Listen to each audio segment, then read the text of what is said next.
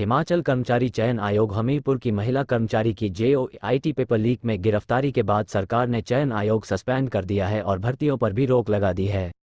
मुख्यमंत्री सुखविंदर सिंह सुक्खू ने शिमला में पत्रकार वार्ता कर कहा कि वर्तमान कांग्रेस सरकार सत्ता में व्यवस्था परिवर्तन के लिए आई है। नौकरियों में पिछले 5 वर्षों में व्यापक भ्रष्टाचार हुआ है जिसे जड़ से खत्म करने की कांग्रेस सरकार की प्रतिबद्धता है। पूर्व की भाजपा सरकार में हिमाचल प्रदेश में पेपर लीक माफिया पनपा है और कहीं ना कहीं भाजपा सरकार इसके लिए सीधे तौर पर जिम्मेदार है और आने वाले समय में पेपर लीक माफिया को लेकर बड़े खुलासे भी होने वाले हैं।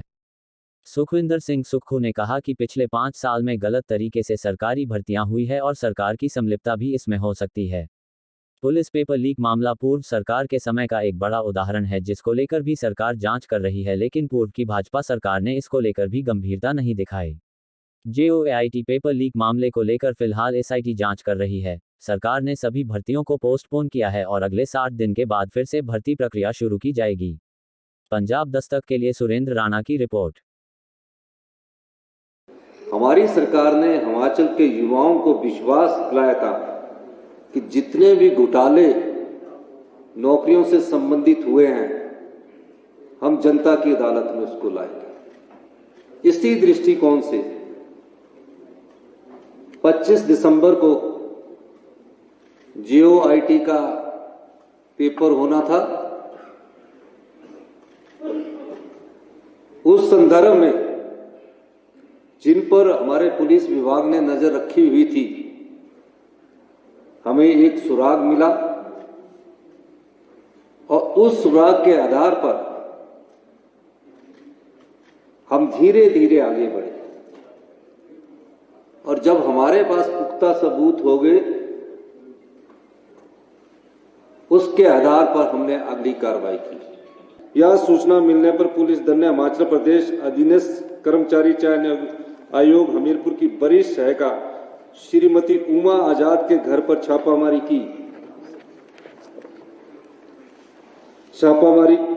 की जहां की शिकायतकर्ता को प्रश्न पत्र सौंपने के लिए ले जाया गया था।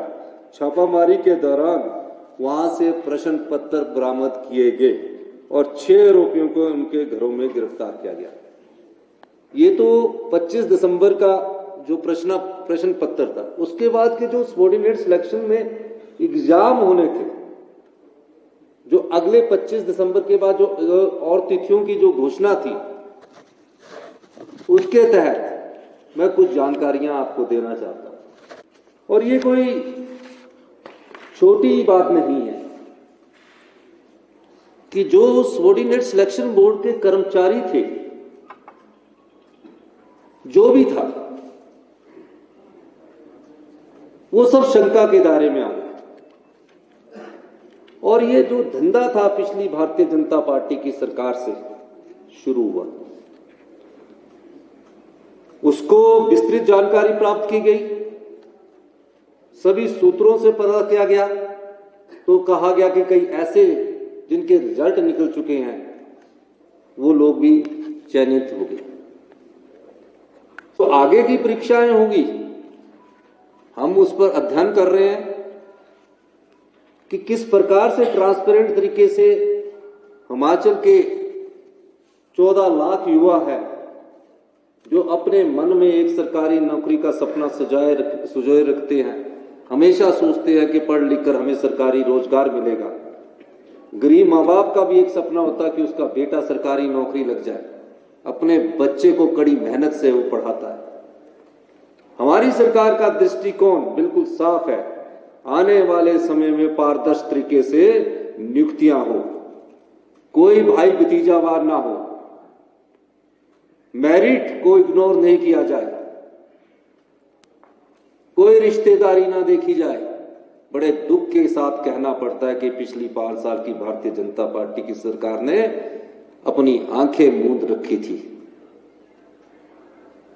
अयोग्य उम्मीदवार चुने जा रहे थे, पेपर खरीदे जा रहे थे, पर भारतीय जनता पार्टी की पिछली सरकार के कान पर जूं नहीं रेंग रही थी। उदाहरण एक सामने आया, पुलिस भर्ती पेपर हुआ, मामला पता लगा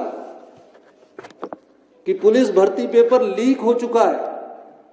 उससे पहले भी एक मामला सामने आया, विधानसभा के पटल पर हमारे सदस्यों ने आवाज उठाई कि पेपर लीक हो चुका है, लेकिन भारतीय जनता पार्टी ने अगर आंखें मूंद ली है उस सरकार ने, तो ये हिमाचल की जनता के साथ भारतीय जनता पार्टी की सरकार ने हिमाचल के लाखों युवाओं के साथ बहुत बड़ा धोखा किया है।